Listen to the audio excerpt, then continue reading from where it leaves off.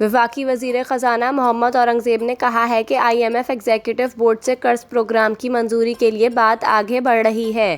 Advance stage پر ہیں، جلد منظوری ہو جائے گی۔ اسلام آباد میں صحافیوں سے غیر رسمی گفتگو کرتے ہوئے وزیر خزانہ محمد اورنگزیب نے کہا کہ IMF ایگزیکٹو بورڈ سے قرض منظوری کے لیے ابھی حتمی تاریخ نہیں دی جا سکتی، تاہم رواں ماہ IMF ایگزیکٹو بورڈ سے قرض پروگرام کی منظوری ہو جائے گی۔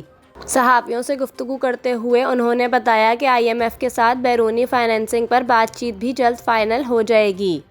وزیر خزانہ محمد اورنگزیب کا کہنا تھا کہ سعودی عرب سے مؤخر ادائیگیوں پر ادھار تیل کی سہولت پر بات کر رہے ہیں، جبکہ سعودیہ کے ساتھ باہمی معاہدوں کے تحت پروجیکٹس اور سرمایہ کاری پر بھی بات ہو رہی ہے۔